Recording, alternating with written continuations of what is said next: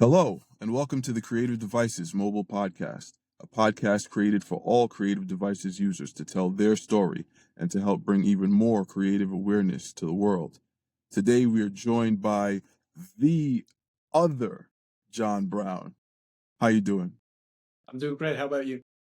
I'm good. I'm happy to finally have a chance to sit down and have a face-to-face with you. We've been texting and sending voice messages back and forth and a voice call, but now we actually get to do a face-to-face. It's good.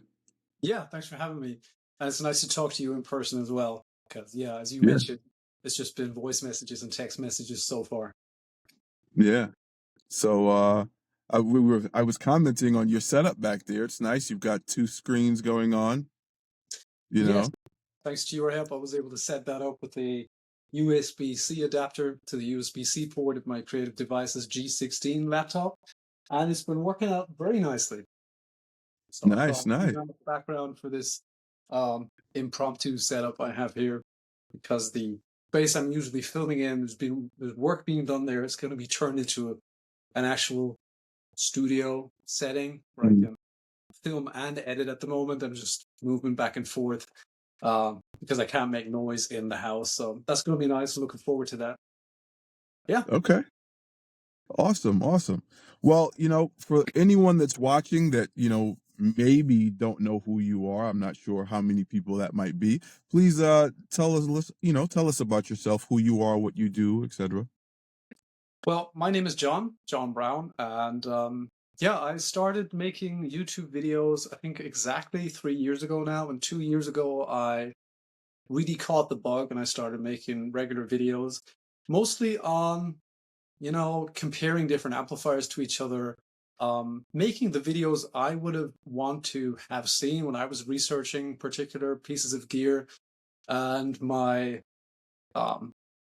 little 15 minutes of niche fame and a niche hobby was probably almost 2 years ago when I made a big shootout between 53 different Celestion Vintage 30 speakers, because that started even before I was thinking about YouTube. But these forum myths about that speaker kind of bothered me. There was people saying that the Chinese Vintage 30s, they don't sound good, the English ones sound better, or that the Mesa Boogie ones sounded better than the regular ones, Marshall ones different. Anyway, there were loads of myths out there, but there wasn't an awful lot to substantiate that, like no evidence. So I figured I'm going to collect them all, and I'm going to try to, use my skills I learned as a test engineer to actually make a repeatable test setup to see what that all is about. And that kind of catapulted me into this guitar speaker space on YouTube, which has been a lot of fun and very gratifying as well. And yes, the other John Browne, because there's a man out there who's really good at guitar, unlike me. And his name is John Browne. He plays in a band called Monuments and has his own solo projects. And whenever I thought about what could I name my channel, it was either taken or it made me cringe terribly. So I just went with the other John Browne. That's what it's been since. Still looking for a good name. I don't think I'm going to find one anytime soon. I mean, the other John Browne works. Everyone knows who you are at this point. I don't really see a reason to change it, but unless you come up with something that you like, then by all means. Yeah. So, it's nice that you've done that. I recommend everyone who has a passion to do something, find a way to make it happen, be the change you'd like to see. Yeah, thank you.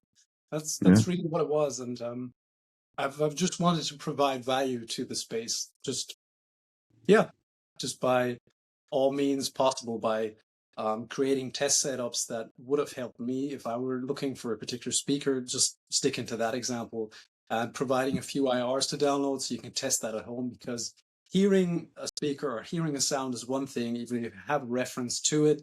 If you're able to experience it yourself with an IR, for example, I think, or at least it gives me a much better impression of how I like a sound or not. Like if I'm putting something in and I can hear what's coming out from that, that helps me a lot more. So that's how the IR thing started.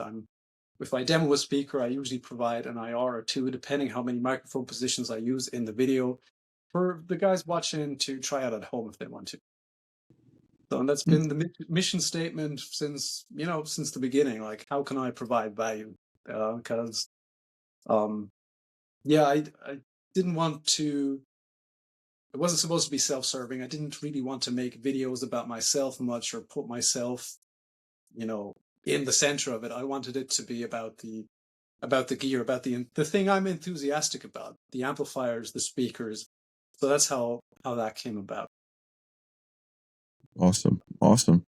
So how did you get started? What made you we know what was the reason. What did you use when you started, your influences, etc.? For YouTube or guitar in general? We can do both for YouTube as well as guitar. Well, YouTube was, I think, a combination of circumstances, basically. Um, I have to start about 2018. A buddy and I, at that time, I was really into guitar pickups and trying different pickups, trying to find the ones I like. And a buddy of mine was pretty much the same, and we figured, hey, maybe we should start something like a database for that, like online. We were trying to think of ways how people could try pickups maybe without actually having to Mm. buy them. I figured that's a good idea. We should get different amps to try that though, as well, or make Kemper profiles of those amps. But that idea never really got off the ground. We kind of abandoned that. But at that stage, I wasn't really big into amps at all. I had one decent amplifier, and that was my Laney Ironheart, and a Kemper amplifier, or it was not really an amplifier, a Kemper profiler, and I'd never really gotten into amps beforehand. A place of ignorance. Ignorance is a great big part of my journey. I've been going down rabbit holes through the signal chain over the last few decades, Mm. being completely oblivious to the parts in front of me. I'm educating myself as well. So I started getting a few amplifiers, one of which was a Marshall JCM 2000 DSL 100. And Mm. in playing that, I thought, wow, this is awesome. I've been missing Mhm. out on so much. And so I started obsessively hoarding amplifiers, buying more and more amps because it was just so much fun. Just seeing where the differences are, just experiencing them. Even though we had Mhm. abandoned that pickup database idea, I was really big into amps, and I ended up really liking diesel amplifiers, or diesel as some people also call them. But the man himself pronounces his name Diesel. So I got a demo, my first Diesel amplifier. I saw Peter Diesel and Peter Stapfer's YouTube videos, the two guys behind the brand, just talking about their amplifiers and showing them, and I could really see their enthusiasm. And Mm. that was almost a bigger selling point than the tones they got out of the amps. I just loved how enthusiastic these guys were about their amplifiers. And I figured, geez, I really need to try one of those. So I got a demo, and I didn't love it at first, but it was I had to grow into that amp. I had to figure it out first. And I started liking it more and more and more. And then I really loved it. And later down the line, I graduated to a Dietzel Habit. There was a very affordable Mark One in the south of Germany I got on eBay. And that amp was just love at first chug. Immediately I felt at home. I plugged it in, didn't change anything, just played fantastic amplifier. And, of course I had to get more of that. And there was a Dietzel Habit Mark II locally, which I obsessed for weeks and months, kept looking, is it still online? He kept dropping the price. I couldn't find a video comparing the two. Are they different? And of course, you'd find lots of forum opinions. They're the same, they're different. This one's better than that, and so forth. Eventually, I couldn't take it anymore, and I visited the guy, played the amp there, loved it, brought it home.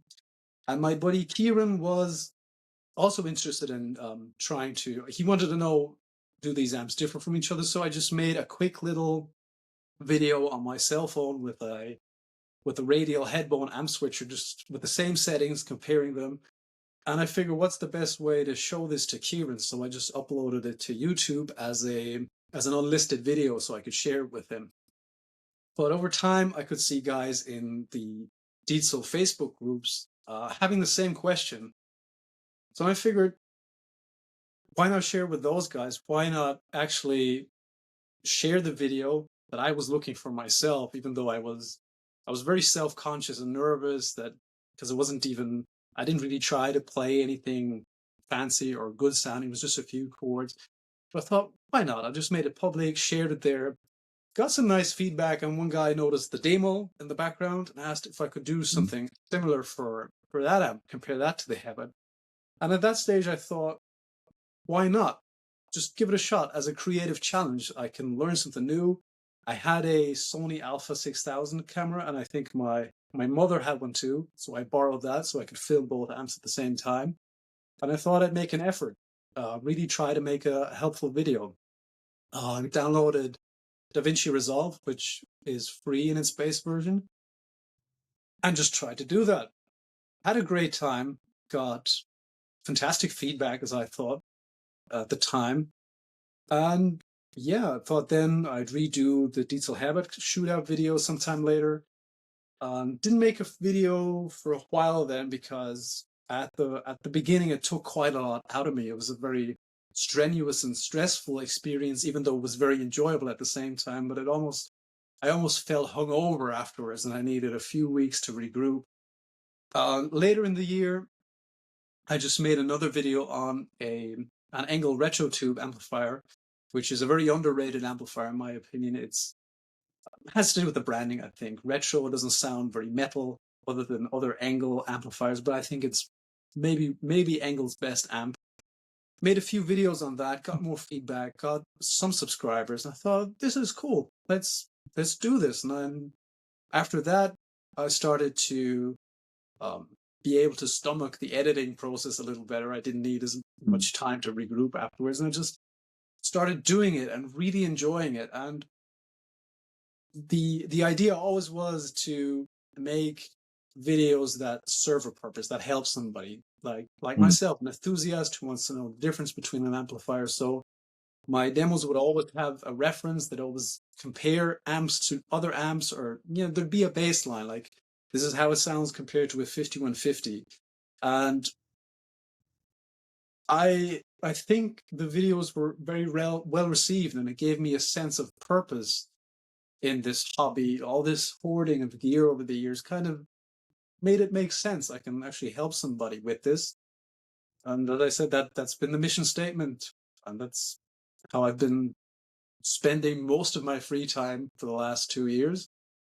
Yeah, and it's been very interesting to see where it goes. It has helped me learn new things like editing videos. I've learned so much about guitar speakers myself, because that was completely unplanned. That was with the Vintage 30s, it was more of an academic exercise than anything else, because believe it or not, I hadn't really mic'd up a speaker or cab probably more than a dozen times before that, because I was just, recreational playing or playing with my with my buddies in the band before that. Never really recorded a real cab for productions before that. It was always somebody else miking up the cabs. So it's kind of interesting how that led me to looking into guitar speakers and microphones, and I've tried out so many different microphones since, and I've really gone down that rabbit hole as well and learned an awful lot. And I just love learning new things. Guitar has been, or everything around guitar and the gear has been my passion for 20 years at this stage. Yeah, I started playing guitar 20 years ago, and it's never gotten boring. It's always been there, and I don't see it ending at this point, because there's always something new to look into. If it's not the playing itself, which is also loads of fun, then there's, making tones, recording, looking into the gear, be it pickups, guitar speakers, amplifiers, tubes. And there's always something that, makes me curious. I want to figure out how that works. And guitar preamps is probably another thing I want to check out soon, like make a test. How much do they matter for electric guitar? Because I've got a few nice 500 series modules that I figure the law of diminishing returns will not make me happy there. I fear I'm going to figure out they don't sound 10 times as good as the cheap Behringer preamp that I also have, but I'm going to find out. And Oh, that was fun. That's I've forgotten the question. I've gone on a tangent. I'm sorry. No. It's quite all right. You've answered the question very well. Thank you. Um, Preamps is another thing we could talk on. It's going to take a while though. With preamps, they are hit or miss. Some of the most expensive ones that you just assume would sound phenomenal can be a little disappointing depending on how you dial them in. I think it depends on also the tone that you're after, Mhm. because what a lot of people don't realize is with heavy, guitar tones, it's already a lot of compression and distortion in Yeah. that sound. And depending on the preamp you use, that preamp could add even more of that, which can either make it more pleasing or make it worse depending on your preference. Mhm. So it's definitely something to keep in mind. But Yeah, still working yeah. out the test parameters for that. Like on the 1073 style preamps, you have your gain, which is usually Mhm. kind of notched, and then there's the trim knob. Like, does it make a difference? Does it make a difference if I have the gain high and the trim all the way down, or the gain low and the trim high? How does that affect how the preamp reacts? So I'm trying to kind of lay out how many preamps and how many configurations to put in the test setup and with what tones to uh, get the right amount of data to extrapolate worthwhile conclusions out of. Yeah. Um, I, for myself, have found that certain preamps that have a lot of color, Hmm. if you don't dial up the input, if you keep the input low, like basically at 1 or 0, and you adjust the output, you might even want to lower that down. You'll still get a hint of breakup in whatever frequency that particular preamp, works at, and you might get a more transparent sound. But that frequency, if it's like the upper mid range, depending on the speaker, that frequency will, the breakup will be so slight, but it will just basically smooth out that area of the guitar sound a little bit, but it will be done in a very transparent way. Versus if you turn the input up, you're going to notice the extra gain that's there, but that extra gain will affect more of the signal. Yeah. You told me you used to run a recording studio. Do you have a preamp preference? Um, my favorite preamp would be the ISA 110. Okay. Yeah, that's a Focusrite preamp. Um, that's my favorite Focusrite preamp. But my favorite preamp period is the ISA 110. Other than that, the Rupert Neve Designs Portico, the Portico preamp, is another favorite preamp of mine. I've got the 511s. I think they're fantastic. That's what I use for my Yeah, speaker demos, two of those. So yeah, I'm a beautiful. Rupert Neve fan. Just the tactile feedback of those modules is almost worth the price because they just feel solid. They give me Yeah, confidence. awesome. A lot of people swear by 1073s, and they're good for a lot of things. For me personally, I just feel that they break up a little too much, and it's good for for certain things you want that. It really helps to give a pleasing sound in certain registers, harmonically. But Mhm. for other things you may not want that. For other things it may hinder the sound in a way. And I think with those R&Ds, they're great because it's going to give you a more transparent sound, and it's more controllable. And if you want to break it up, then you have the option to add more. Yeah, yeah. I used to have two of the 1073 modules as well, but the preamp modules. There's so much money in them. I just couldn't justify having two of those. If my go-tos were two 511s, which are priced a little bit cheaper here in Europe, so I sold one of them eventually. I must not get a bigger lunchbox housing, otherwise I'll want to fill it up and Yeah, I think as a unit, that little lunchbox probably the most expensive thing I own, with the exception of my car. And it's just, yeah, the law of diminishing returns. I'm not sure if it's really worth it. It's a thing that is really driven by need or just by want because they're shiny and cool. Yeah. So, gotta behave. Well, you know as well when it comes to gear, we can definitely go down that rabbit hole. There's just this and that, and you want to try this and you want to try that, and next thing you know, you're broke because you spent all this money on all this gear. And I've Amen. definitely been there. Yeah. I've definitely been there. So, now we know what you started with and your inspiration behind it. What were you using to record this stuff? Like what microphones, what computer, what gear Oh yeah. besides the camera that you mentioned? Oh, when I started, I just had my HP laptop from 2016 or 15, some Sony Alpha A6000 cameras, so 1080p they did film in at 25 frames per second, one of which I borrowed from my mother. And I just do a voiceover at first, which was I think I bought a used Rode Procaster microphone, which Mhm. served me well for the longest time. At first, I was so self-conscious I didn't step in front of the camera. I think for the first year of making videos, I just write a script, what I wanted to say, like an introduction and maybe a final thought section. I'd voice that, and at that point, even that took hours because as soon as I was recording, I got red light fever and I couldn't string together two sentences. That took quite a bit of practice, even without being in front of the camera, even with knowing, well, nobody can see me. I can splice this together out of, I don't know, 400 different sound clips.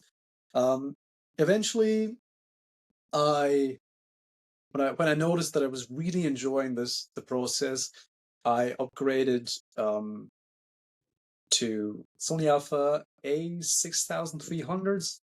I was flipping Sony Alpha cameras for a while. Anyway, there was a decent used market for those, and I bought cheap.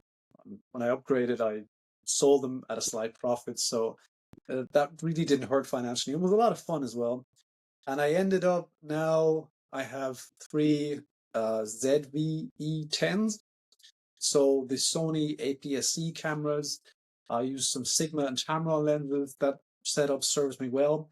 And in the meantime, I I'm in front of the camera now, and I use a shotgun mic instead of a large diaphragm, no, a dynamic mic. I don't use the SM7B anymore. I used to in some of the analysis sections of my videos. I just prefer the shotgun mic because it's not in my face. Mhm. But I need to upgrade that. I have an NTG2, which is all right, but sometimes it picks up noise for some reason. I spoke to Henning Pauli from HP42 about that, and he had immediately had suggestions which made my eyes water price wise. He recommended the Sennheiser, what is it, MKH416, which looks and sounds fantastic, but it's about 1,000, it's almost €1,000 new, I think. So I was going to have to wait for a little while. And yeah, I had my HP laptop, which I think I added a RAM brick to, so it had 16 gigs of RAM. I still have it, but I don't use it. Eventually, I figured I want to film in 4K, so I can upload in 4K. Because I had upgraded the cameras at that point, but that laptop barely did 1080p, so I built a computer, which I hadn't done in 15 years before that. It was a lot of fun though, because it's techie, it's tech Lego, basically. You have to do the research, which I enjoy. Which parts am I going to buy? Do they work together? And then you get Mhm. to put it all together. And I hadn't done that since I was 14 or 15. And it was so enjoyable that I was a little disappointed when I turned it on and everything worked. Because it was so Wow. relaxing, basically. So I used that for, I think, almost 2 years, 1.5 years. I still have it.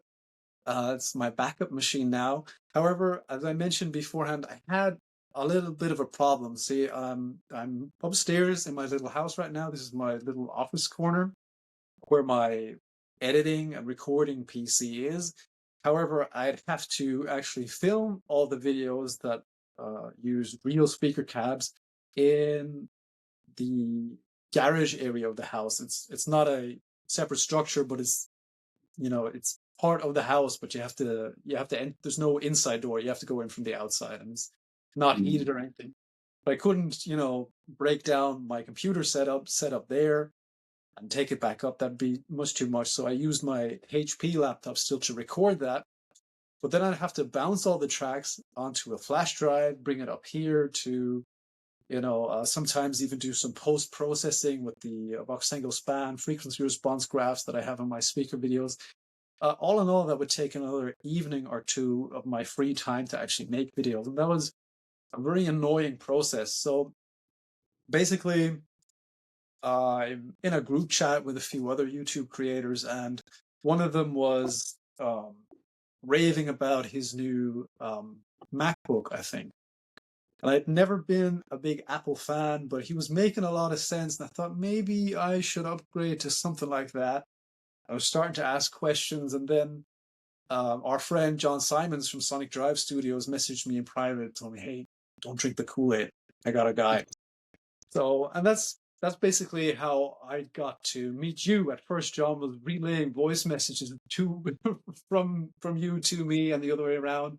And eventually we got talking, and I think we share a lot of values about serving the community of creators, basically. And at least that's the feeling I got very early on in our conversations. And basically that's how we started working together. That's how I got a Kreative Devices G16, which I've been using almost exclusively since, because it's really improved my workflow. I don't have to bounce all the tracks on a flash drive, put them on another computer, do the post-processing. No, I can actually load the Voxengo span, plug in, and screen record while I'm recording the video. Just put everything on that, and then edit wherever I am, whether I'm in my office space up here, or I'm on the go somewhere, or I'm at my parents' with my kid, and he plays with his grandparents, and I can sit in the corner, I can edit videos. It's really great, and it's as performant, if not better, than the probably more expensive PC I built a few years ago. So I'm really happy with that, and it's helped me serve my viewers. Yeah, because I can make videos much quicker now. I think recently I've really upped my output, and one of the reasons is I've been able to streamline my setup with this Kreative Devices laptop. So thanks very much. Well, you're very welcome. You're very welcome. And you're right. You and I definitely agree on, helping the creative community. I didn't have a lot, when I started out, and I struggled to get my hands on things that I could use to help get my creativity out there. And a lot of people that I know struggled as well, and still struggle to this day. And I wish something like this existed back then. And it just, I guess, fell in my lap, so to say, and since I realized no one else was going to do it, I kind of had to. As I always say, be the change you'd like to see, which is what I try to do. I took it upon myself to do this. So here we are. Yes, I relate to that a lot. And in our conversations, I really got the sense that this guy, he really lives by what he says. What really got me was when you said, if we creative people don't look out for each other, who is? And that really resonated with me, because I tend to overthink things. When we're talking about, you could sell me a laptop at a discount. What can I do for you? I immediately start overthinking and panicking. That's one of my character traits that I find a little irritating, though. But you really managed to calm me down, because I said, I probably won't be doing a dedicated video on these computers, because that's not what my viewership expects. That's probably not going to serve them so well. And I told you, it's probably not going to serve you that well either, because probably not a lot of people are going to click that video compared to the other videos. So I was just trying to manage expectations a bit. But you were so cool about that. Like, don't worry about it. We can think of other ways. Maybe this video was sponsored by or something. But in the end, all you said was, when it makes sense, maybe point it out. Give us a little shout out. And I've been more than happy to do that because I think what you're doing is awesome. Like, there's so much value for money in your computers compared to like the big OEMs, which I've had problems with organizing for family members and friends over the years. For some reason, the last decade, every single big OEM laptop I've gotten for other people has had some issue. It's been full bloatware. Found it very annoying, and I thought, no, it wasn't the case at all with the Kreative Devices laptop. It comes with a real clean Windows 10. There's no rubbish on it at all. It just works. And I thought, that's awesome. So what I'm trying to say is, lost my train of thought there a bit. Yeah, you really live by what you say. I appreciate that, and I think it's important to shout that out. So I've been more than happy to promote the Kreative Devices brand and laptops, computers, whenever I can, because I feel like you really live by what you say. It's for creative people, by creative people. You live by what you say, and I very much respect that, and I wish more people were like that. Thank you very much. I wish so too.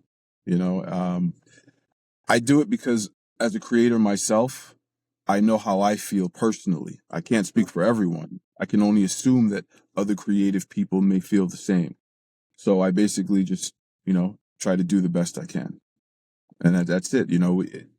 As a creative person, we unfortunately are not, let's just say, in the mainstream, right? So we kind of have to look out for each other, in order to help each other grow.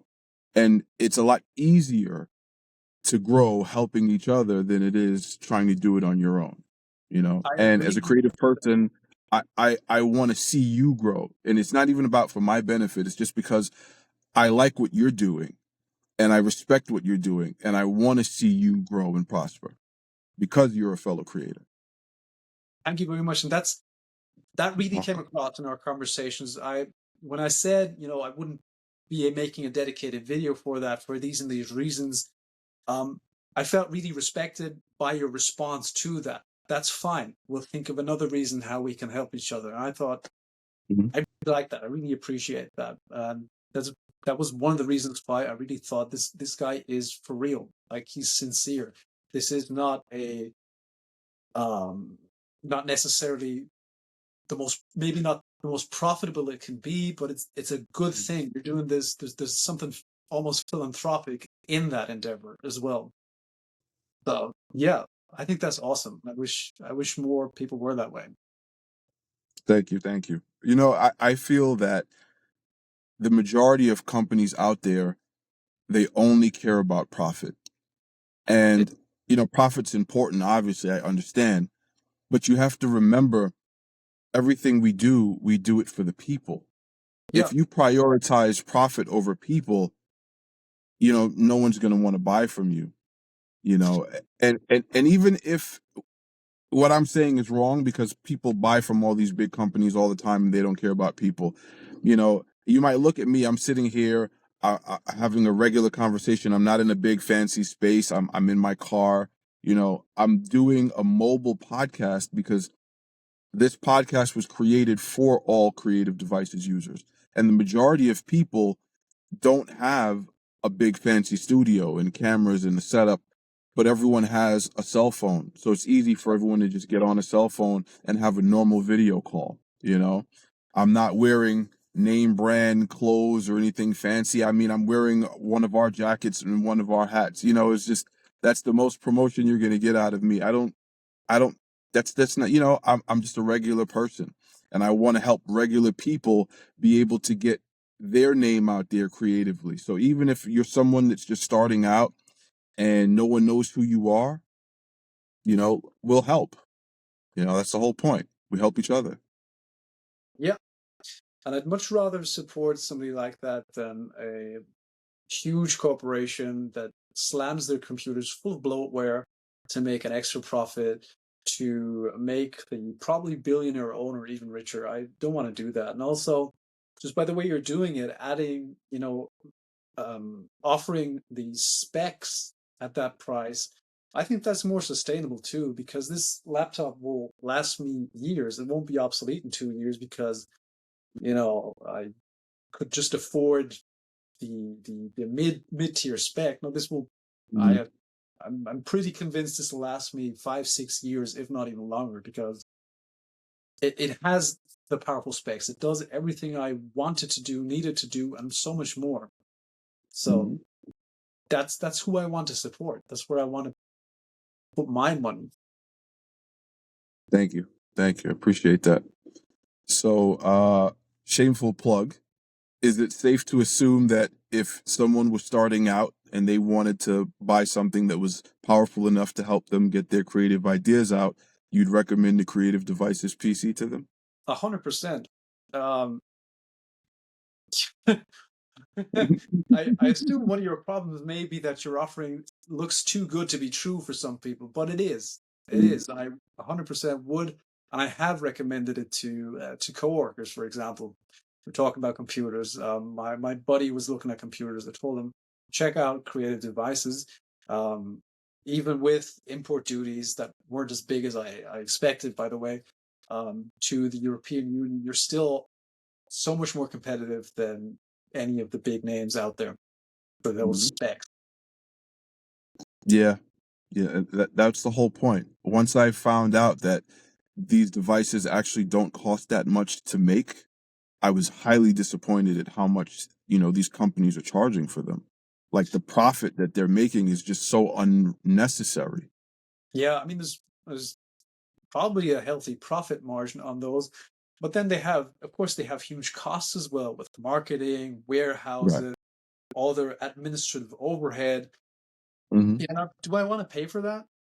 Maybe not. No. Maybe I'd rather support a smaller company, creative person like myself, who Mhm. doesn't pocket as much of the profit for himself because of course, you want to make a living as well. Of course, you have to make a bit of a profit, and I Mhm. don't think there's any shame in that. But at the same time, you're using that increased efficiency to serve the people you want to serve, the creative Yeah. community.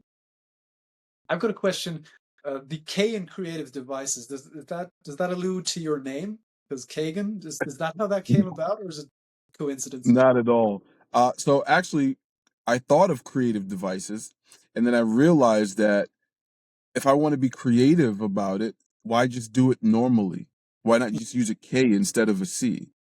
And the funny thing is, after that, when I looked up creative devices with a C, I realized that someone else already had it. So I said, you know what? That's a sign. That means I'm supposed to use the K. So I just stuck with the K. All right. Okay. Because I thought it may have something to do with your name, that you kind of put your initial in there somehow. But no, that's even better.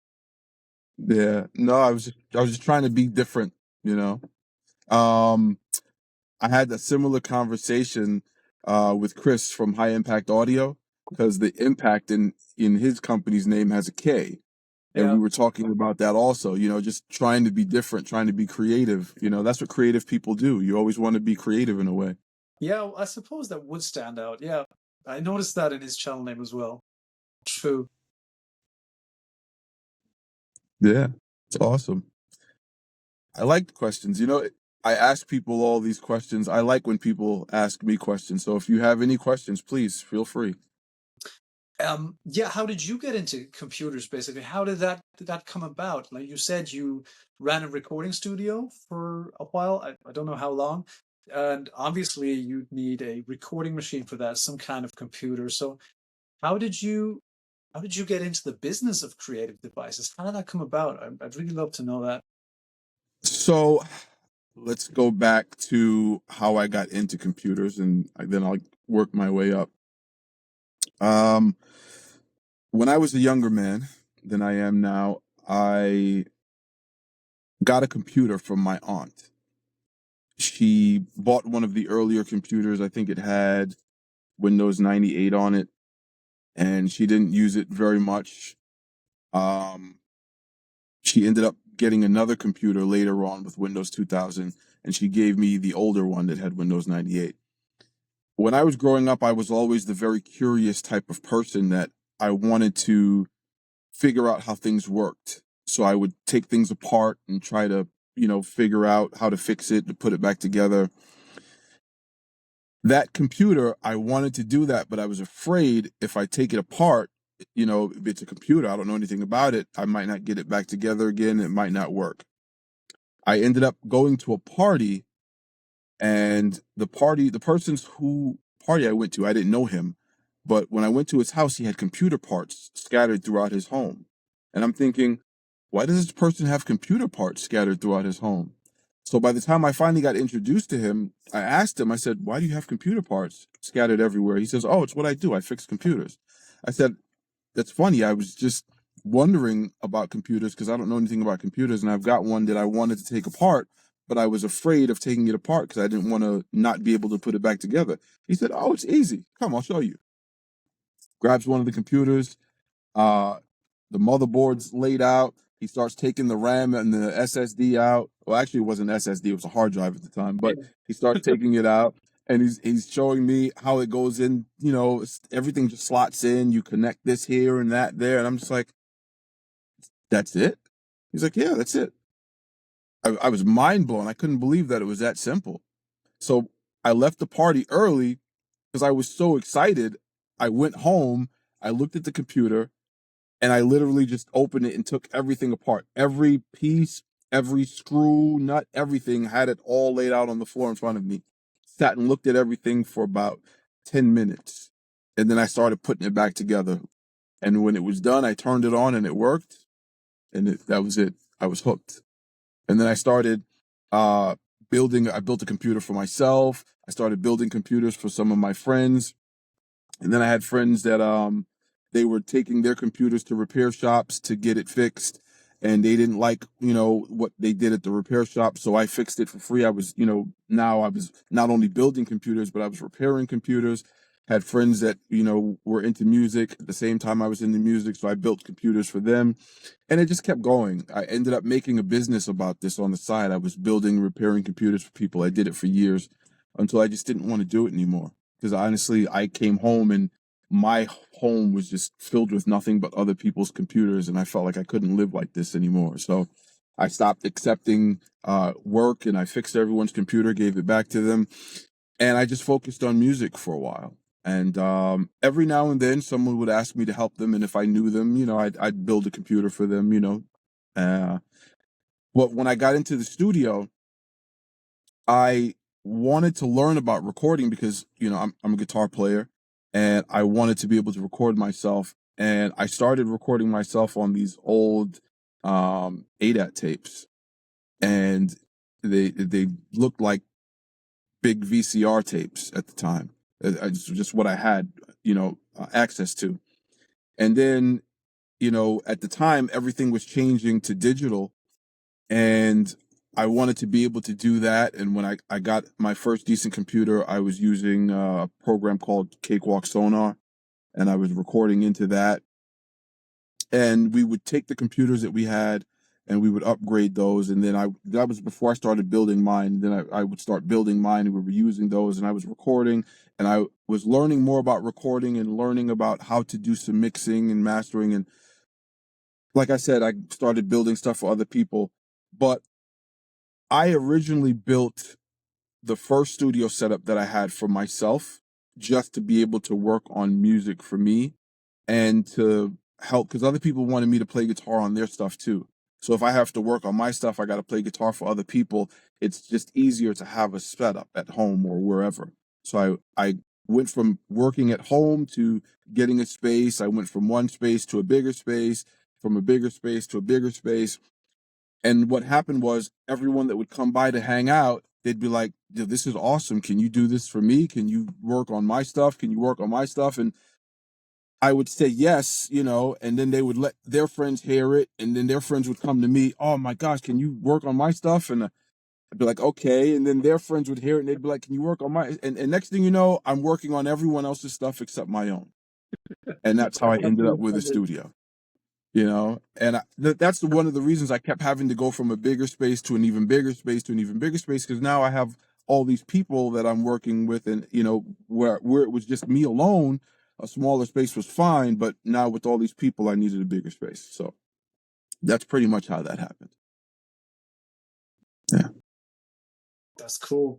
It's funny how sometimes these chance meetings or just small events just kind of avalanche into bigger things. And I was just thinking about that today, because the reason why I bought that first diesel habit in the first place was I actually wanted a Soldano. I wanted an SLO30 because for the same reason I wanted a diesel, I saw Mike Soldano on Tone Talk. And I thought, this guy is cool. This guy is so enthusiastic about what he does. And I always liked the sound of Soldanos. I want a Soldano. And the SLO30 wasn't that old at that stage. And some guy had it on eBay at a pretty high starting bid. Like, the saving wasn't huge, but I'm a cheapskate, so I always buy used if I can. I made the only bid. So it was maybe 400 or 500 euros cheaper than buying new. I was delighted and looking forward to the amp. And maybe an hour after I won the auction, this guy, I got refunded. That's weird. And the guy just relisted the amp again. I was so annoyed. I was so irritated. But being the child that I am, I figured I'd buy something else. So I bought that Diesel Habit Mark I for about half the price then. And if that hadn't happened, I probably wouldn't even have started YouTube, because I wouldn't have had the gear that triggered that in the first place.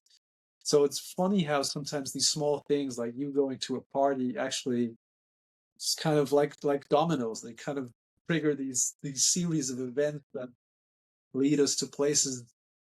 So that's cool. Yeah. My first computer was a Windows 98 machine as well. Some Pentium 2 thing. I can't remember anything else about it, though, other than it having a Pentium 2 processor. Yeah. Those were the days. Oh, yeah. It was a couple of hundred megahertz processing power. Oh my Crazy how gosh. that has evolved just in the last few decades. Like, Mhm. terabyte isn't much anymore. Like 20 years ago, unimaginable data. Yes. I remember when 512 gigabytes was a lot. Yeah, huge. Yeah, I remember when 1 gigabyte, because we used to have these jazz drives that would plug in externally, and the biggest you could get in a jazz drive was 1 gig, and that was incredible at the time. To think, oh, you got 1 gigabyte of storage on a drive, and now we're talking about crazy amounts of storage that's just easily accessible. Like I think I remember I had showed you the two 8 terabyte SSDs that I put in my personal laptop. You know, who would have thought that you would see 16 terabytes in a laptop?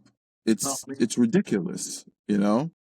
that is insane, but especially with video files, it's crazy how quickly that space runs out. Like, I'd have Yeah. to um, delete the raw footage, just keep the rendered video or something. And even that sometimes I delete because I would download it off YouTube again. But Yeah. yeah, I don't. I'd like to keep everything. Like, maybe I'll need it later down the road. In Mhm. 3 years, that's never happened though. So I've started to let some stuff go. So yeah, it's crazy how that developed and how full are your Mhm. 16 gigabytes by now, terabytes by now? I haven't even finished. Well, I finished installing the majority of the programs because I've been so busy doing everything else. Yeah. I downloaded some new programs that I now have to install, and then I have to finish activating everything so that it can be used. Right. But right now, I'm like, again, I'm so busy with everything. I don't have the time to really dig into it. But my goal is to start working on guitar again this year. I pick it up every now and then, play around with it unplugged just to try to get reacclimated to the thing. Mhm. And eventually I will start making designated sessions to where I'm going to sit and plug it in and actually play. That's But awesome. for right now, thank you, thank you. For right now, there's a lot going on, and I want to be able to get some of this stuff off of my plate, and then have more of a balance. But I realized I didn't even answer all of your question from before. I stopped at where I was with the studio. Yeah. But what happened was I was running a desktop, and I said to myself, I need a laptop because a situation happened where I had to go record a band somewhere. And I didn't have a laptop at the time, and I bought a laptop to go record them, but the laptop wasn't powerful enough to do any real mixing. And I Yeah. realized when you running a lot of channels at because I record everything at studio standard 2496. When you're Yeah. recording a lot of channels, uh, you know, depending on your processor, it can get bogged down. I think the processor at the time was a third gen i7 or something like that. And recording a band with like 16 channels at 2496, it worked, but every now and then, because I was trying to get the lowest latency, every now and then I would notice a little crackle or a little something that I had to edit out. And I could raise the buffer rate to make it cleaner, but I'm thinking I shouldn't have to. It should Yeah. record this fine. But that wasn't the only thing. There was a couple other things too with the laptop. I just realized that it wasn't powerful enough to really do anything with except recording. Yeah. And, if I have to go somewhere even farther than where I went to record that band, and I had to, give them more than just a rough mix or something to listen to, I wouldn't be able to. I got to wait till I go back to the studio, work on my computer there. And I needed something better. So I dealt with this for a while. Years went by.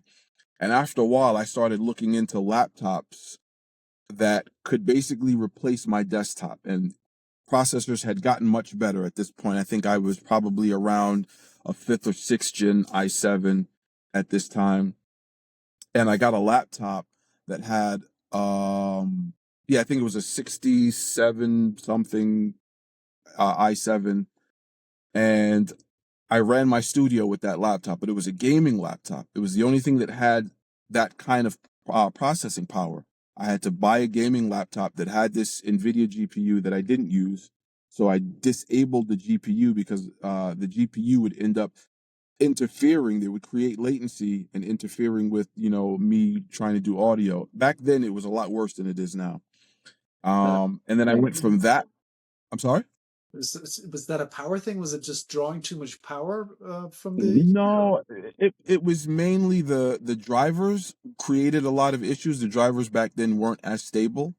That was the main thing. But once you disable it, it was fine. Okay. So I would disable the graphics card, and that was when I started learning about all these different optimization techniques, disabling everything that's audio, disabling graphics, disabling internet, disabling all sorts of things that contribute to latency and can create issues while you're recording. So when you're recording, if you only have enabled whatever the main audio source is, let's say your interface, then there's nothing else that can interfere with the audio. All the other stuff that you're not needing or you don't need for audio that would normally be running, hogging up your system resources, if you get rid of all of that, then you just give yourself a lot more headroom to push your machine even further. So I started learning about all these optimization techniques, and I started doing all that. And I was running my studio flawlessly on this laptop. And everyone would come over and see me. They'd be like, "Where's your computer? What's this?" I'm like, "This is my new computer." And they're like, "A laptop?" It was unheard of. No one runs a studio on a laptop. But they saw what I was doing on it. I was mixing full sessions and mastering and all. I was like, how the hell is this laptop doing this? And I explained to them why. I said, well, now if I need to go here or there, I can just take the laptop with me. And I literally have everything with me. I don't have to worry about a substitution. And they were like, man, that's brilliant. I was like, I want to do that. So then I would get people asking me, well, how can I get a laptop that can do this? And they want to know what I recommend. And I went from that laptop to another one, which was even more powerful. And I did the same thing and it ran even better. And everyone was just like, no, I need a laptop now. So now I'm trying to recommend laptops to these people. But unfortunately, they were these expensive gaming laptops that they were the only way to get that kind of processing power in a laptop.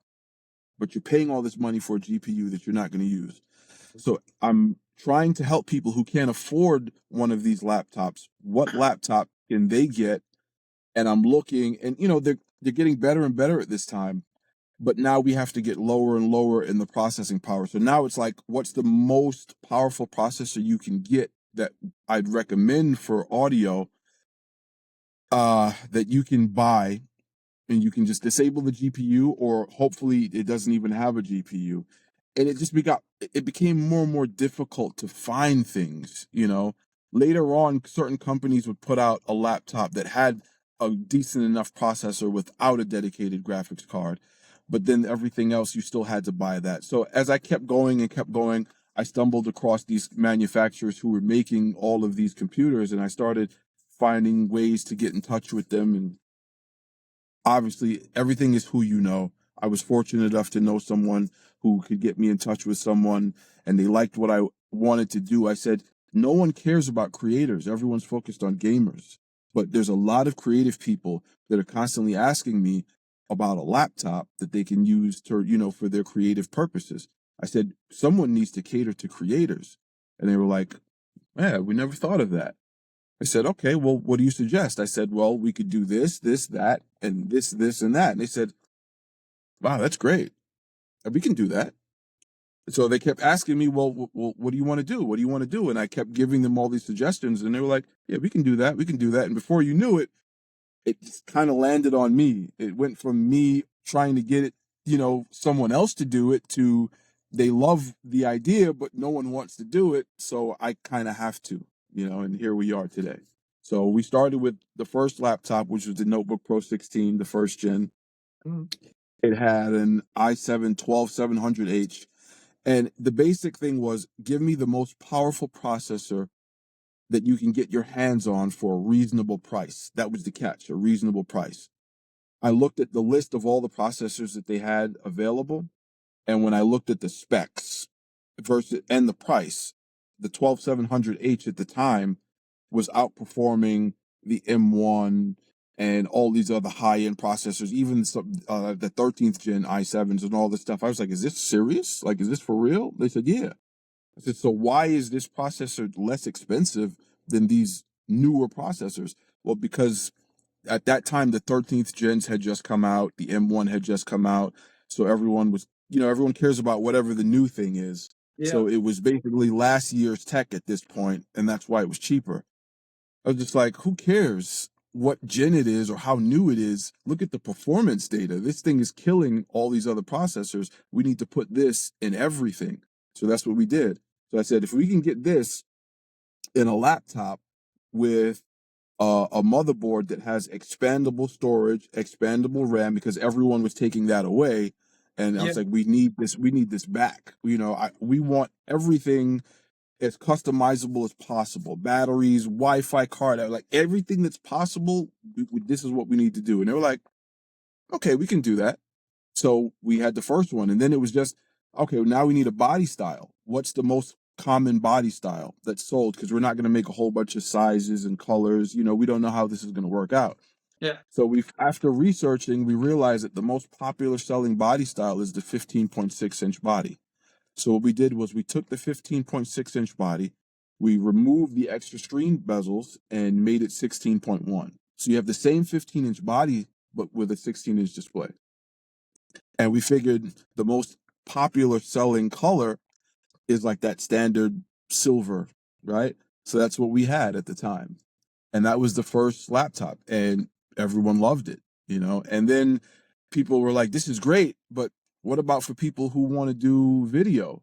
And I'm thinking, well, we literally just went through all this trouble to make sure there was no dedicated graphics card in a laptop, to remove that issue.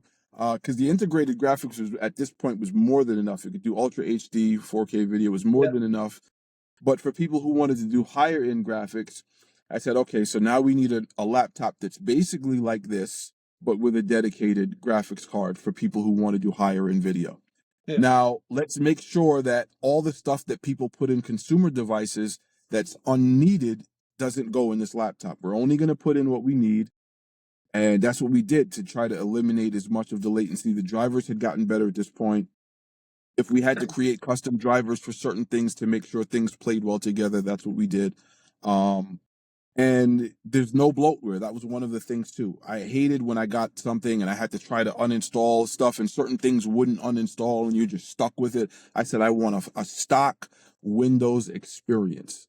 And in the beginning, we shipped with Windows 11, but Windows 11 just was, there was too many issues and everyone was complaining about it. And I tested it myself. I said, this is not going to work. Just put Windows 10 on everything. And everyone else was shipping with Windows 11 at this time. And I was like, I don't care what everyone else is doing. Put Windows 10 on everything. So we're the only ones that ship with Windows 10. And it made such a difference, you know. And so we came up with the G16. We obviously knew we needed to adjust the cooling because not only do we have this monster 20-thread CPU that we have to cool, but now we have a monster GPU that we have to cool. And I was looking at the RTX 3070 at the time, but the 3070 price difference from the 3060, it didn't seem to make that much sense why it was so much more expensive, the 3070, because the performance didn't seem to make that much of a difference. So I figured it's really all about the power, right? So we put more power into this thing. You're going to get closer to a 3070 performance because they're going to underpower it anyway. So we put 180 watts into this laptop. You're getting closer to 3070 performance at a much more reasonable price tag. And, you know, you have our G16. That's where we started. And we added the dedicated number pad that people were missing from the original Notebook Pro 16. And people loved it, you know, which we later put the dedicated number pad back in the Gen 2 of the Notebook Pro 16. We have that now. And the A16 also has a dedicated number pad. So Yeah, I love those. yeah. Mine Yeah. has one. Yeah. I don't know. I'm sorry, go ahead. And I was just interrupting with some bullshit. I don't know why you can deactivate the number pad. I always use the number pad. I'm just annoyed when it's off when you start the system. Now that sounds awesome. That is a fantastic story, and it sounds really exciting. I could really see it in front of me, like laying out all these plans. This is what we want to do. This is what we want to take out. That's so cool. And also really amused with this repeated pattern that you found. Like you just wanted to solve a problem for yourself, and then all your peers and friends would be that's awesome. I want that too, and you'd end up with this job basically. Right. And then you don't want to do that. Then it happens again and again. So I figure at this point you've accepted that this is what the universe is telling you to do, and hence Kreative Devices was born. Yeah. Yeah, It was just, that's so cool. thank you. Even to the name, when people said, well, what are you going to call this thing? Because once I started telling people what I was doing, they were like, that's amazing. You have to do it.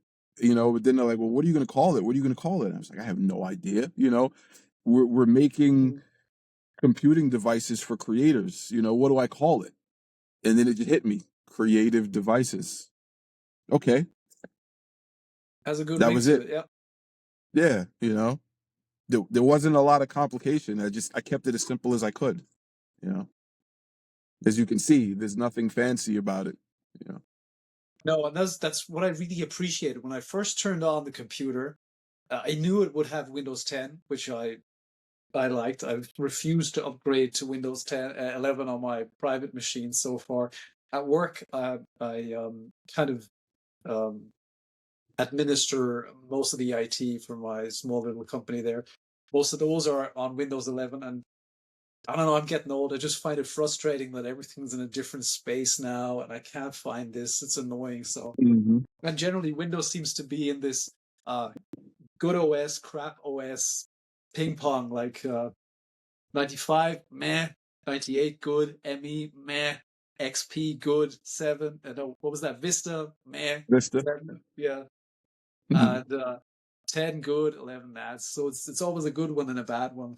Well, support for Windows 10 is ending in October, I think. So Yeah. not sure what to do. Upgrade to Windows 11 or wait for Windows 12. I don't know. Well, you know, even though the support's ending, Windows 10 will still be fully functional. Just like yeah. you can still use 7, you can still use Vista, even XP. You just can't update it, but it will still work, right? Oh, my dad, until quite recently, until the hard disk died, had been using mainly a laptop with Windows 7 still. Mm. Um, at this point, I couldn't get him a proper antivirus anymore because they just wouldn't work on that machine.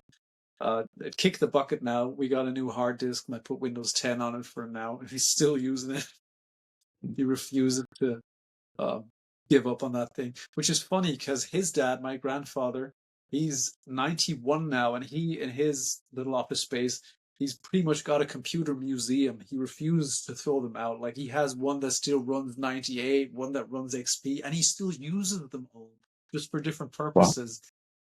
Hilarious. My dad makes fun of him, but he's the exact same. Hmm. Wow. Yeah. I So I that's where uh I'm. I'm sorry, you were saying? That's where I'm heading to. Probably, I'm making fun of him now, but thinking Hmm. about it, I have three machines as well now. So yeah, the pot calling the kettle beige. Anyway, Hmm. sorry, you were about to say. No, I like classic stuff too. Um, but probably not old computers, only because So of what we do. We need something that's fast and up to date. Um, I I'm really hoping that with Windows 12, they're going to correct all the stuff that they did wrong in Windows 11. Remember when Windows 8 came out and everyone hated it? It was terrible, and they yeah, fixed it with Windows 10, yeah, and it made it more like 7. So I'm really hoping that that's what they are going to do with 12, because the problem with 11 is they made it more like Mac OS, where yeah, it's not as easily accessible as Windows 10. You have to go through too many options to do things. You got to jump through too many hoops, and you can't 100%. customize it. You can't customize it to the extent that you can with Windows 10. I hate that. I don't like any limitations. Get out of get rid of them. It's a personal pet peeve of mine. So Yeah, I really hope they fix that with Windows 12. If it ain't broke, don't fix it. People love exactly. Windows 10 for a reason. Just go back to how it was laid out before. Yeah, Yeah. no, I agree 100% with you. I want to be able to access the settings. I want to customize my devices the way I want to use them, and it's just irritating that Hmm. you know certain options are just hidden away, or they're not accessible in the same way as they were before. However, that Yeah. really seems to be Microsoft's pattern. They get really brave with one OS and then kind of reel it back in a bit for the one after that. At least that's how it looks to me. So I'm hopeful that the next one will be a bit better. I mean, Windows 11 isn't terrible. It's not super annoying. I just think Windows 10 is a lot better. Yeah. I think for creative use, Windows 10 is much better because of the customability. And Yeah. you can really get in there and tweak it, and it's a lot faster to work with because again, it's either right there in front of you or a right click away. Where in 11, if I want to, let's just something as basic as rename it, you right click in 10 and the rename option is there. In 11, you right click, it's not there. Now you have to go through another step to then click on something else to then see the rename there. And that's not the only thing. There's several other things that's like that. They just make it too difficult to get to basic things, and certain things you can't even find. You're running through all these different menus from one to the next. Like, where is this thing or where is that thing? It's so frustrating. So if all you're doing is basic computing, browsing the internet, stuff like that, Windows 11 is fine. But anything where you really need to get in and do stuff, it's Yeah. annoying. I prefer 10. If I have to if I have to Google something that was previously super intuitive to find, that just annoys me. Yeah, exactly. Why would you Yeah. change it? It makes no sense to me. Uh, But yeah. but like I said, hopefully it's all going to be fixed in Windows 12. Fingers crossed. Yeah. you know. Well, until then, I'm just going to enjoy my old man yelling at cloud moment. But yeah, Windows 11. Now, Yeah, Windows 10's better. Yeah. indeed. So, I am curious. I know you like your G16 laptop. Is there anything that you would like to see in a future Creative Devices machine? Oh, that's a good question. Uh, hmm.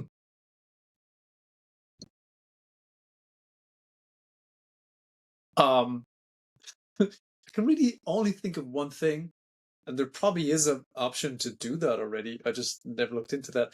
I'd like to be able to turn off the LEDs at the back sometimes, like if I'm just to be a little more conspicuous in some spaces. Is that the right word? Like Yes. there's probably a way to turn that off in BIOS, but other than that, really, I can't complain because not to be too butt kissy, but I was really impressed with that machine. The screen alone, like the display quality, really blew me away. It's maxed out on RAM. It's got a really good GPU. The touchpad is good. I can work with the touchpad. The keyboard, nah, I really can't think of anything. Maybe an additional USB-C port. That'd just be nice to have. It's not necessary. I have the HDMI out. I can use the USB-C for another monitor. Suppose I could get a docking station. Put me on the spot there. I really can't think of anything off the top of my head because for what it is, it's not even that heavy either. Like it's really well laid out.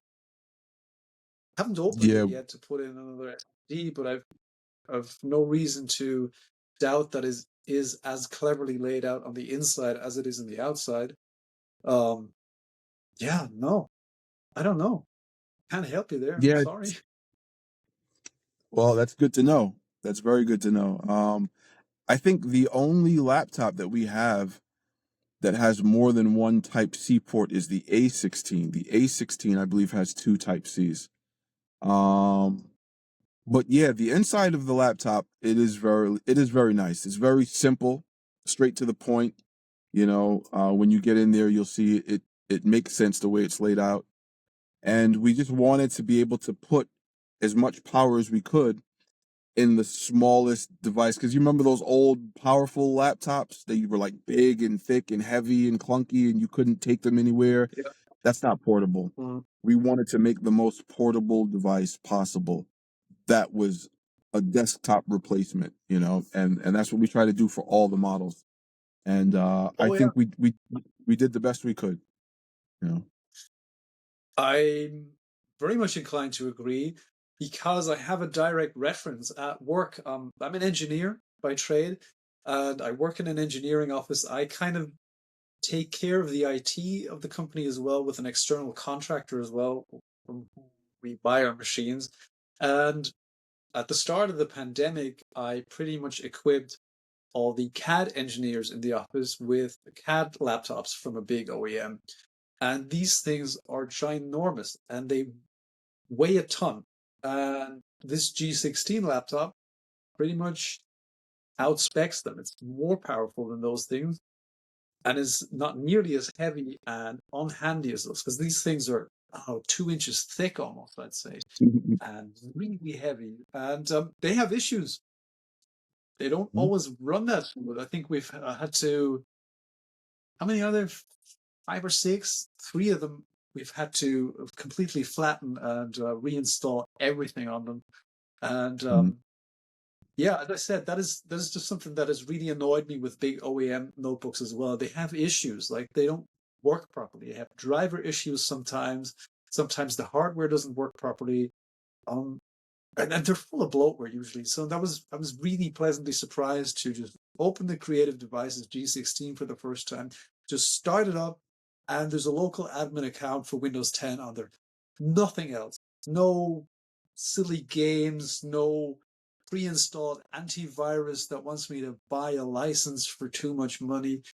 It was just clean. Clean and simple.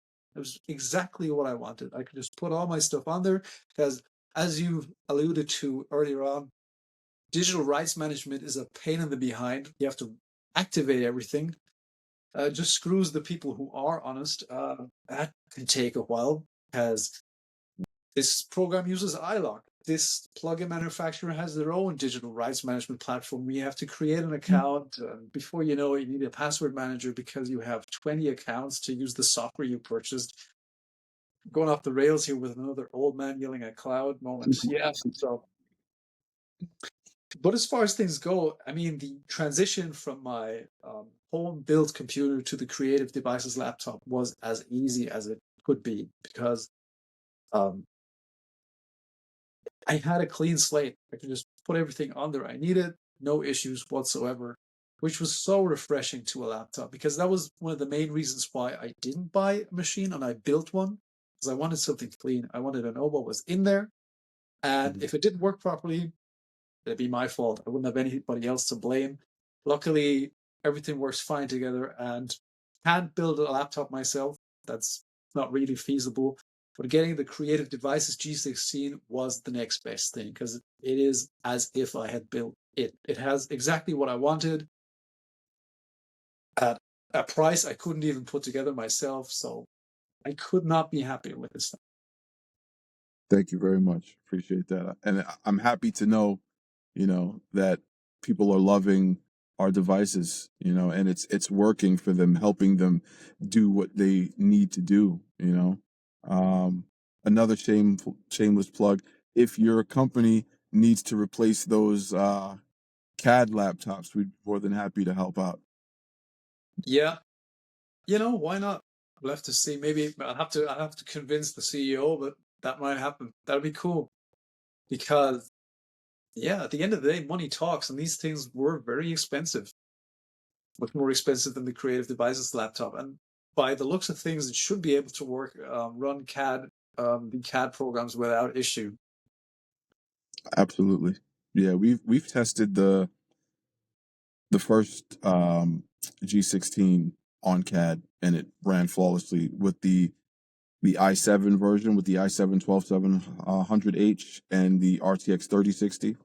Mm. No problems. Yeah. So the one that you have, the i9 and the RTX 4060, Yeah, no problem. nah, Yeah. I mean, it should last me for years.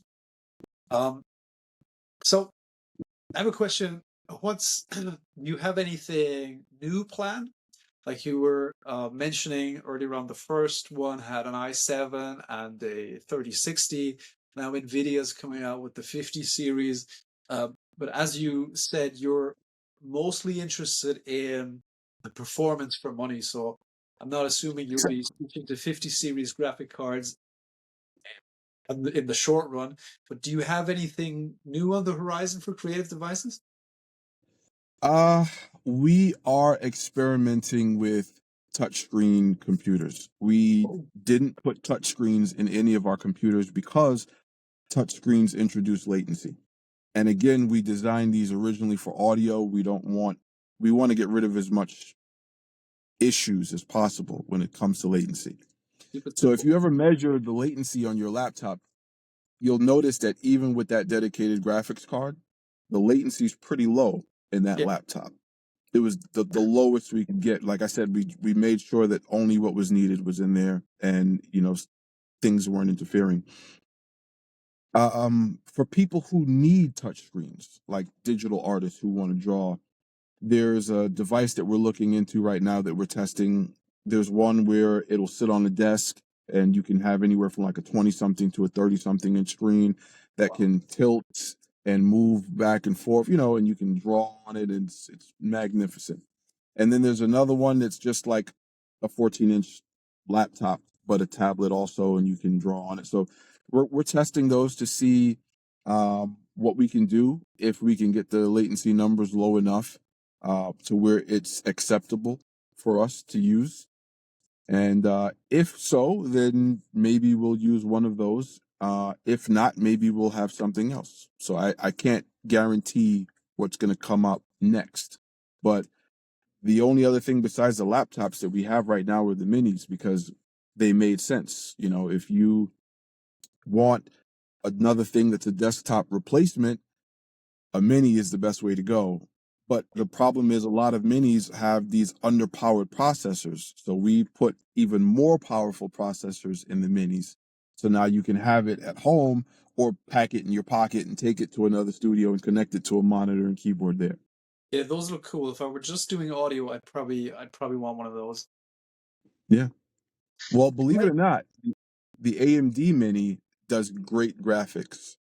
It's not going to be as powerful as the RTX 4060 that's in yours. It's probably going to be around like maybe a 2000 series RTX card, but those are still great. You can still do 4K video editing on that. You can still run some CAD on that. So it's great. We gamed on it, everything flawless, no problem.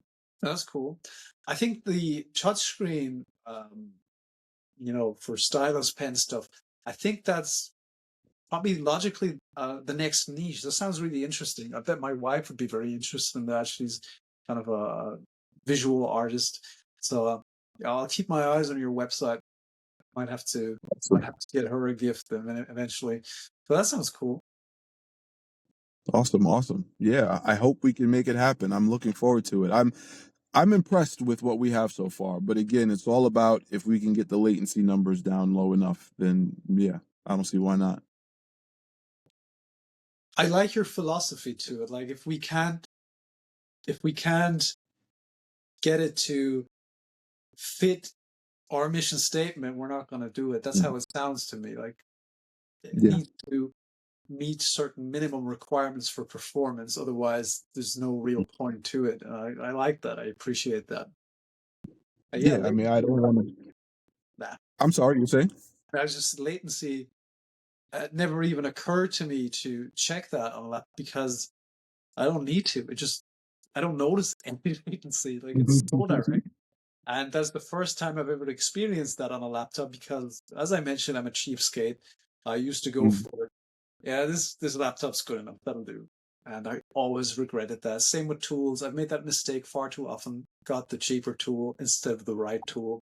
That's why I'm like, are you going to save up for one of those expensive Sennheiser shotgun mics, get it, and then use that for the rest of my life? But still hurts. Yeah. Well, unfortunately, because of what we do, certain things are necessary to pay attention to, like latency, right? Yep. And I always say this, when you're recording, you want the lowest latency possible. Yeah. And when you're mixing, you want the highest latency possible. The problem is most standard consumer devices limit your output latency at 1024. So in order to go higher than that, you have to buy some really expensive piece of gear that's going to allow you to go up to 2048 or 4096 or whatever it is like that.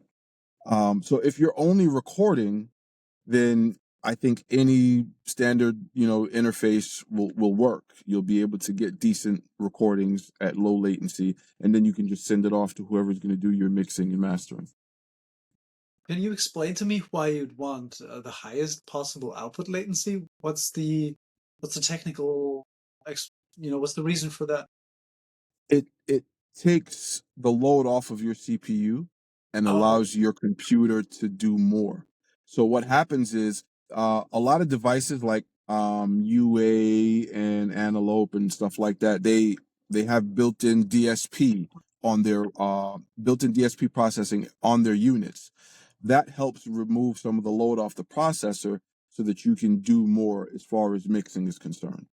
If you don't have DSP, then your processor is trying to handle all of that load. So when you're recording, it takes a big load on your processor to get lower latencies. You need a really powerful and fast performing processor. It's all about your single core performance when you're recording.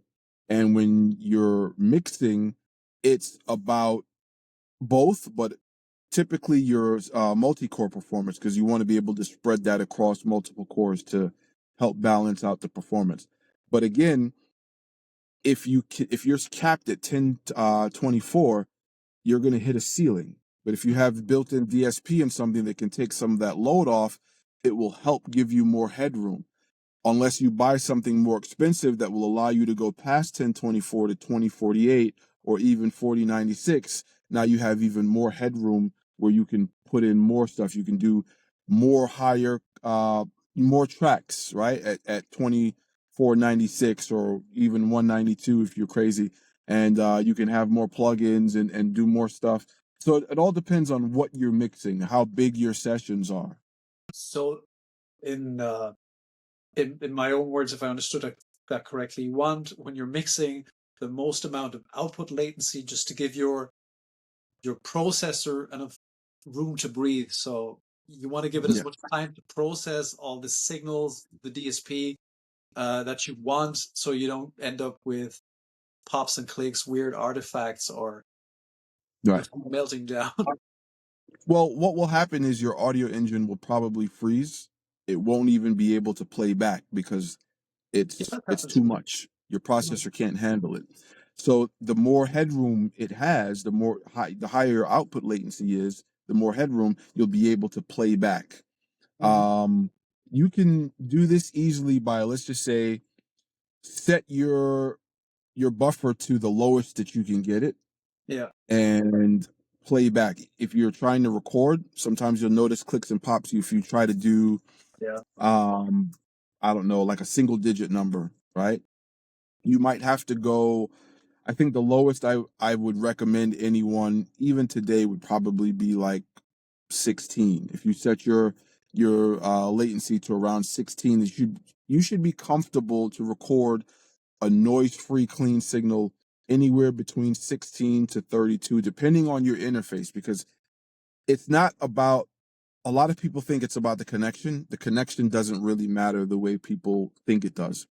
It's about how well the interface it was built, as well as how well the drivers for that interface was built, and the processing power of the computer that you have. If you have the right computer, if it has really good single core performance, um, then you'll be able to. So, for example, your laptop, you can get 16 no problem, you know.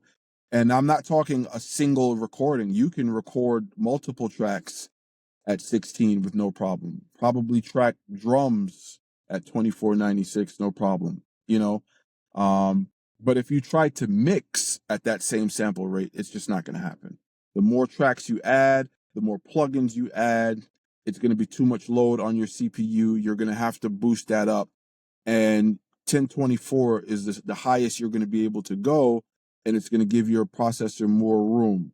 And then if you are doing too many tracks and too many plugins and stuff like that, and you hit your wall at 1024, the only thing you can do is either use some DSP to offset it or find a way to go past 1024 to 2048 or 4096 to have even more headroom for that all to be able to play back clearly. So if you're doing a big 40 or more track session, and if you're doing everything at 2496, or you're crazy and you're even doing it at 192, you're going to run into problems if you don't have enough headroom.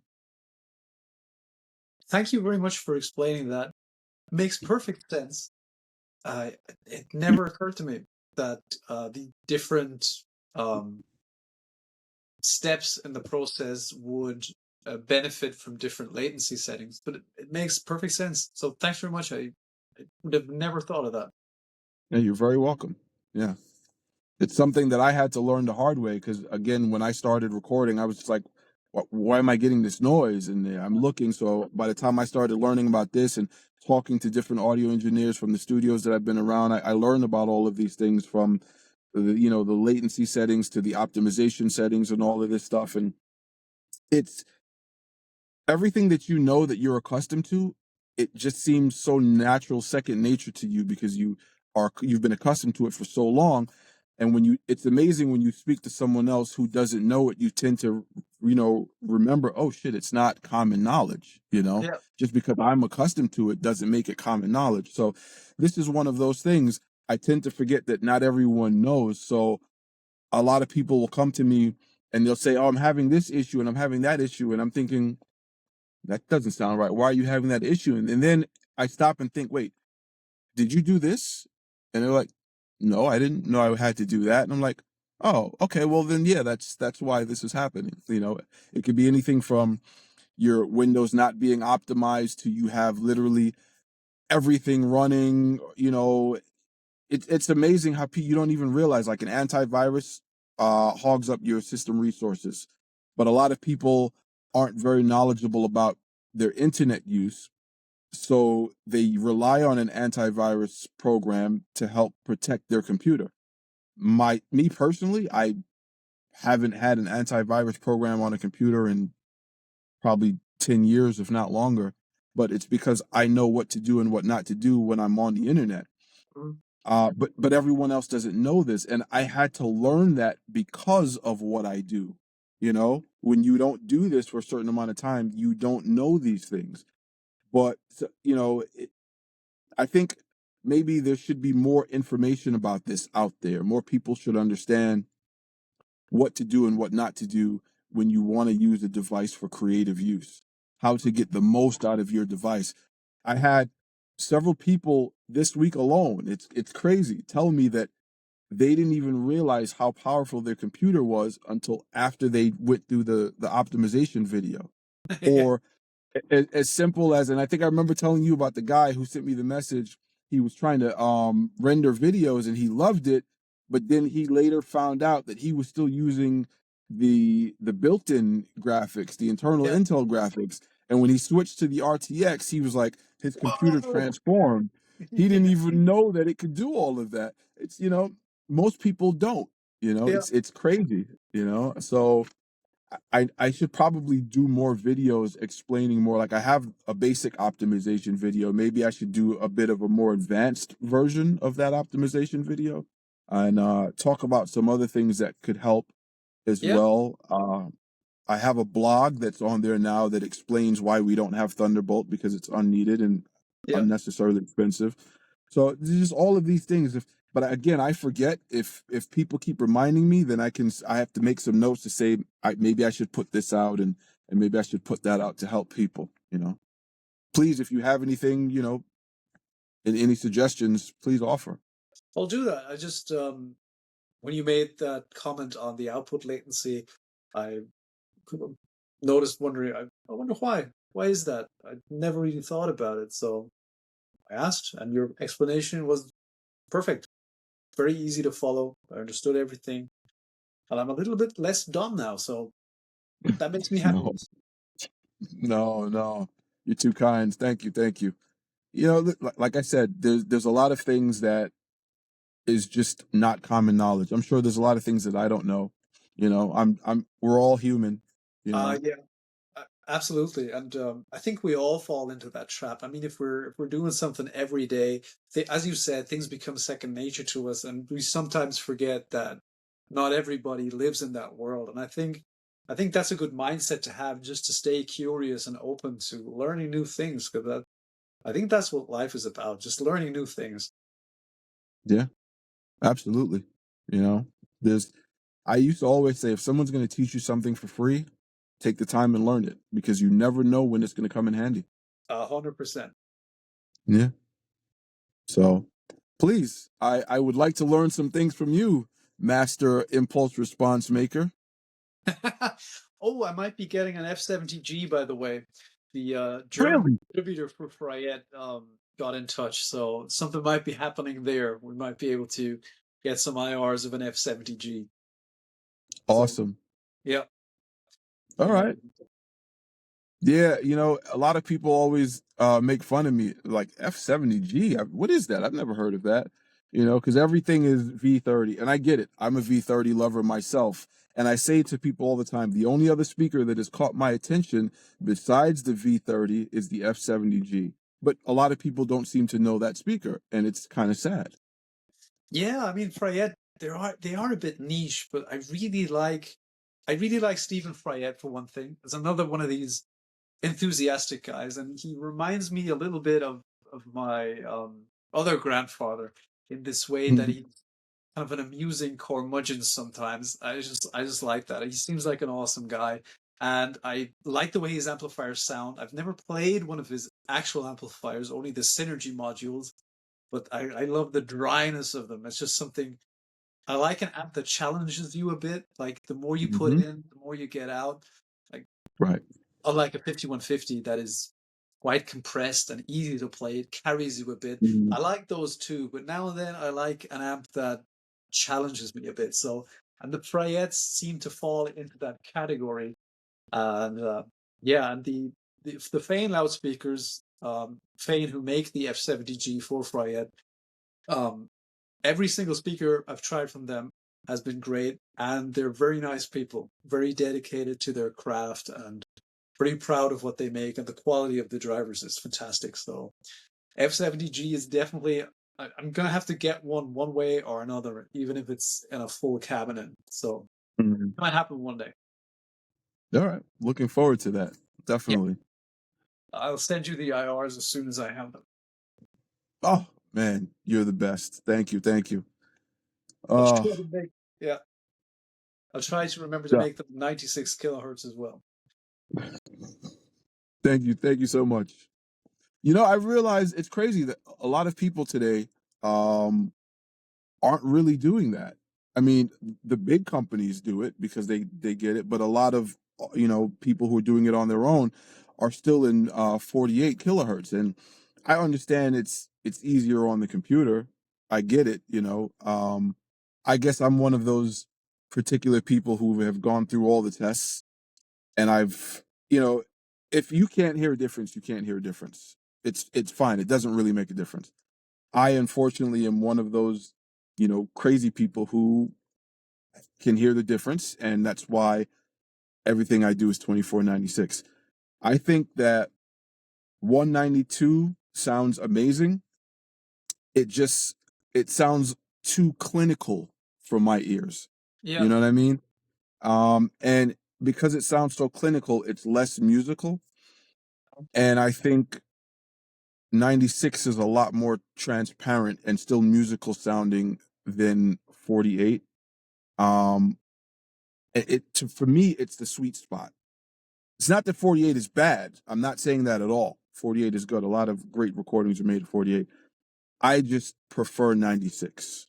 It's for me, it's a lot easier to work with. I think more things play better with 2496 than other sample rates. I think 44.1, and which I don't like, but things play well with that, and 96 is the other one that things play the best with, in my opinion. Well, oddly enough, I've talked to other engineers who felt the same way. But again, if you don't hear that difference, I'm so happy for you because when you hear it, it's hard to unhear it, and then it yeah. becomes a thing that you can't change. Yeah. I absolutely believe that. I believe there is merit to that. Sometimes your ear has to learn that first, and Mm. sometimes again, unfortunately, you can't go back once you're able to hear that. And I think Yeah. that has to do with the trade sometime a bit. If you're work if that is a medium you work with a lot, then you're more inclined to be able to hear that. Same as with Nolly, Adam Nolly Getgood, the way he's able to describe differences in speakers, where I have to rely on graphs a bit that my plugin does for me.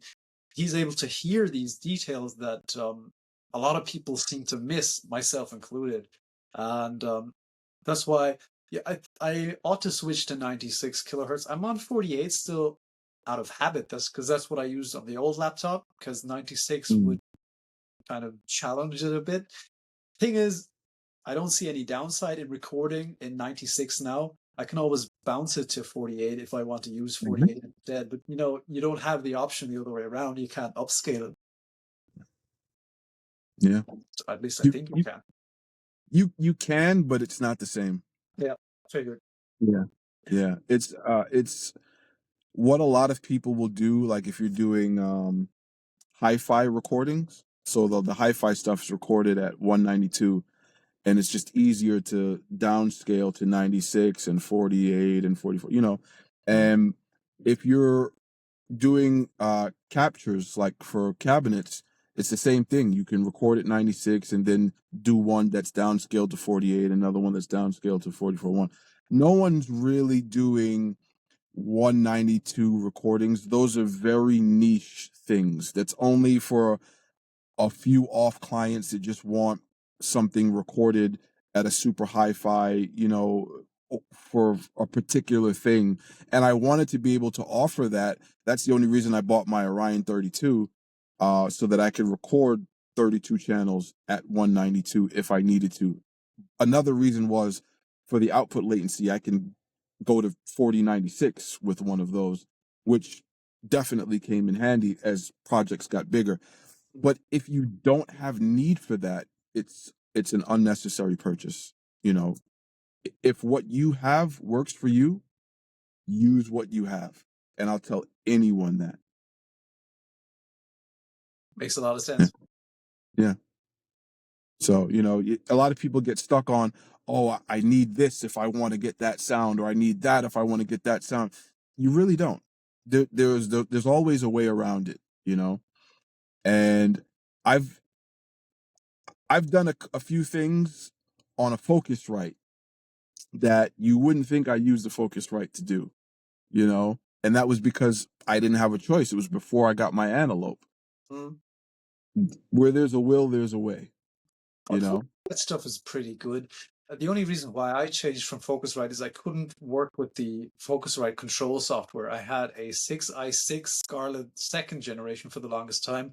And whenever I wanted to reamp something, I could never figure out Focusrite control. Either I'd have no signal or I'd have screaming feedback. So I last year or the year before, I got the Audient, the ID44 Mark II, and that thing's fantastic. I love that interface. So it's easy to use, sounds good. It has those inserts where you can just bypass the internal preamps with line level signals, which makes using the 500 series preamps extra interesting because you just can kind of tap straight into the converters of the ID44 and 24 that I use inside here. I think that's very cool. So I'm an Audient fan now. But the Focusrite is good, still good too. I still have that 6i6 somewhere. Yeah, great stuff. Generally, how interfaces have evolved over the last decade. Brilliant. You can get such great quality for so little money, pretty much several companies now. I remember my first one was the Line 6. Was it GX? Not even the UX. Back in the day. With Top Farm 2.5, which blew my mind at that time. That was cool. Yeah. No. Go ahead, you were saying? Yep, but at that stage, I knew nothing, which is also fun. It's also, it's cool to be able to figure out all this stuff, how this works. Yeah. But there's still so much to discover. That's why I love guitar. There's always some rabbit hole where you can get into. There's always something to learn. Absolutely. Guitar is probably the most difficult, yet the most exciting thing I've ever challenged myself with. Yeah. You know. And I don't have an Audient, but I know people that do have them, and I can say that they do sound really good. I am not a fan of the Focusrite control software. I don't have all my Focusrite interfaces are first gen, and the software that they use in the first gen is completely different from the ones that they use now. That one to me made the most sense. It's like having a mixer and you can go in and adjust everything you want the way you want it. I don't know why they changed it. It made no sense. So that's the only one I can use is the first gen. Yeah. You're right.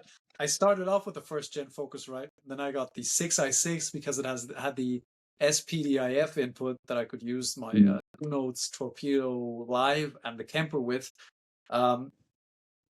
I'm so glad you said that right now because that's how I remember it. I didn't remember having the problems with the first gen interface, but I couldn't make sense of it. The second generation control. I'm not sure how it is on the third generation, or I think they're at the fourth generation now.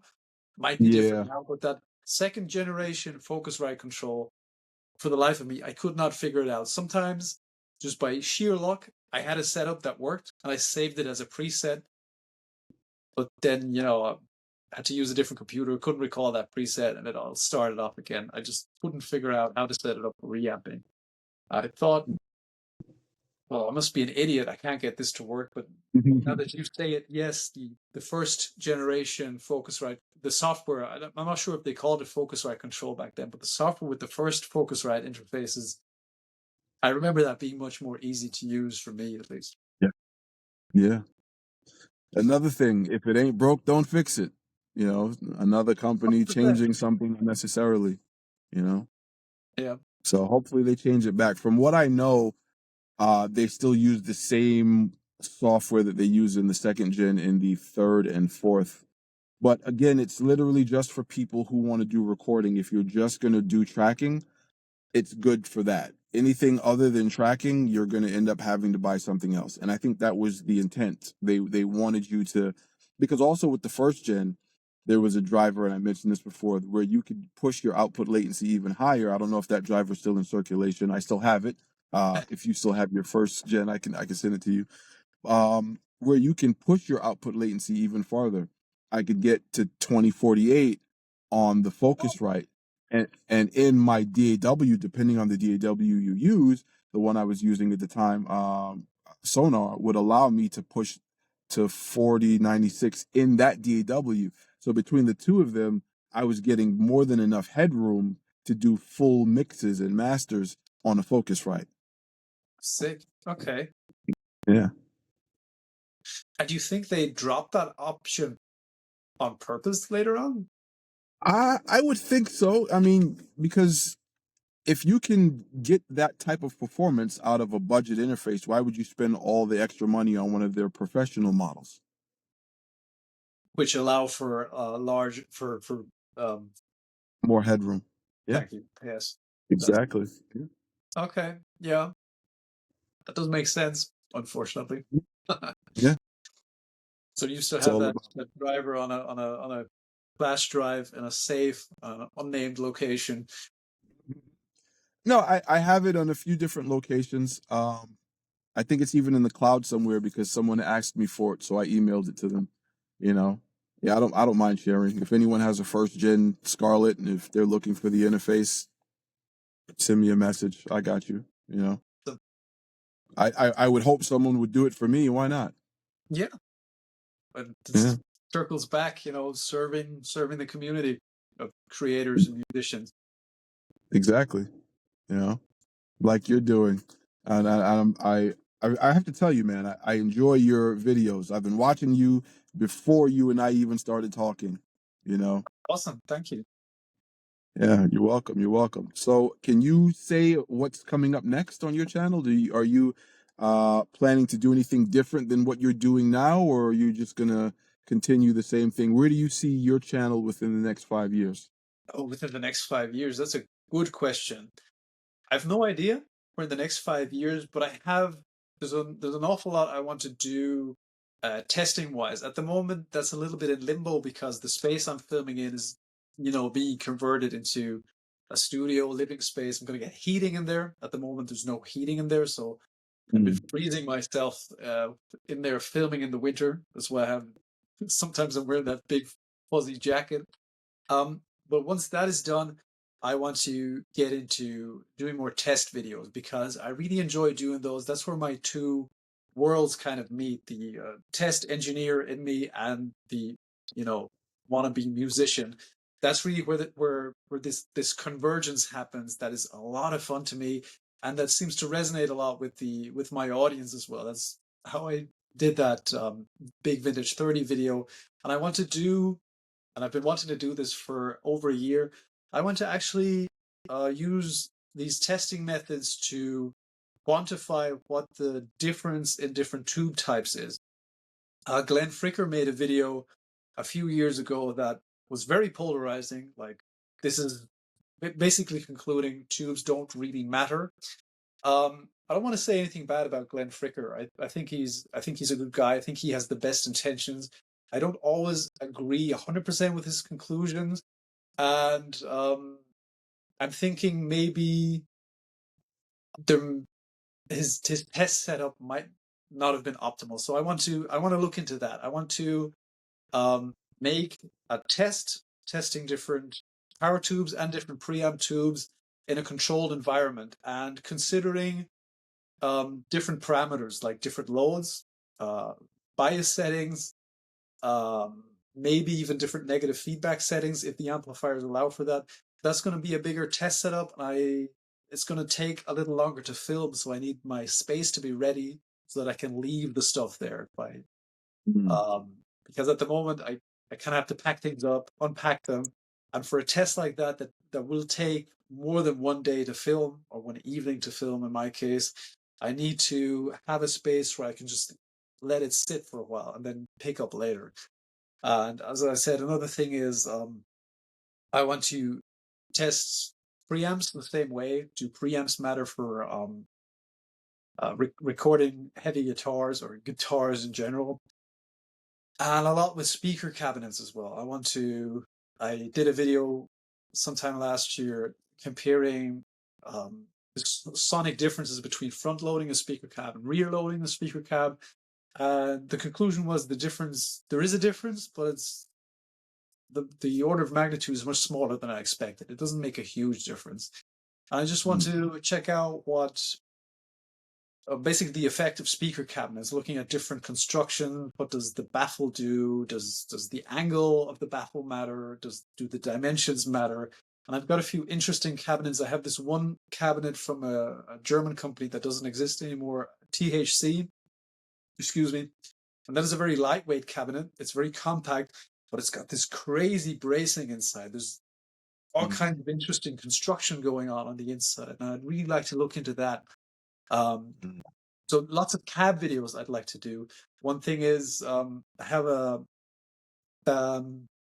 Marshall 1960B cab, so one straight cab, and that's a bit tired.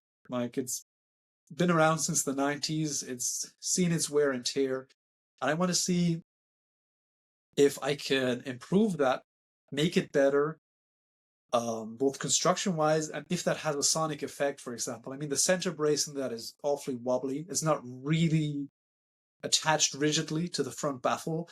And in that cab, it's not fastened to the back plate either. So I want to see, would a bigger, stiffer center brace change the sound of the cabinet? Would actually mounting it to the back plate make a difference? What about the back plate in the first place? It's plywood in that. The newer Marshall cabs, no, sorry, it's not plywood. It's MDF in that one. In the later Marshall cabs, it's birch plywood again. People like to make the claims that MDF cabs don't sound as good as plywood cabs. I'm not sure if I believe that, though. I'm not sure if that's true, so I want to look into that as well. Basically, I want to investigate a bunch of forum claims to see if there's veracity to that, or if it's just that forum talk. Because that is something I've been enjoying doing the few times I've done it. Like, is this really true? Let's see if we can test this. And same with speaker break, and that was another very popular video of mine where I thought of this test setup or different test setups to see if we can break in a speaker, if it exists. And I'm happy to report that it does exist, and that I don't think it makes a huge difference, because that's always the better outcome. If something actually changes, if you're able to record something, that's good. Because if you don't, that doesn't necessarily mean the phenomenon doesn't exist. That may mean that your test setup is inadequate. You can't prove a negative. So basically, that's what I'm looking forward to. Just looking at, just playing with stuff, doing test engineering stuff. Obviously, there's builds this little community about guitar speakers. I don't see that going away. That's kind of popular, and those are videos that are fairly easy to make for me by now, because the format is pretty standardized, and for these videos to have the value I want them to have, they need to be standardized as well. So that's going to continue. There's interesting new speakers coming out. The Eminence Carnivore, for example, our friend Christian Cole is bringing out with Eminence. I'm looking forward to that. People have been asking me about that. So, yeah. And maybe some amps as well. There's interest from a few companies. That has happened last year, which I didn't expect. Going to Guitar Summit in Mannheim was very helpful for that, making connections, where I was very surprised that my small channel at that stage, I think I just had over 3,000 subscribers, had an impact. Like, people knew who I was, which freaked me. I didn't expect my silly little experiments to actually have a real world impact. And yes, one of the guys there, he's going to bring out cabinets made of different wood types. So he wanted to send me a few of those so we can do a test if tone wood in guitar cabs exists. So that's going to be another interesting experiment. So at this point, I don't see myself running out of tests to run or experiments to do, but you never know. I didn't expect the channel to get the response it got in the first place. If you told me 2 years ago I'd be at 4,700 and something subscribers now, I was said, no way. My stuff Wow. reach for that. So things are developed in a way I didn't expect them to be, and I didn't expect them to do. And I'm curious to see where it goes. At the end of the day, I'm doing this out of curiosity and wanting to be helpful and just out of joy. And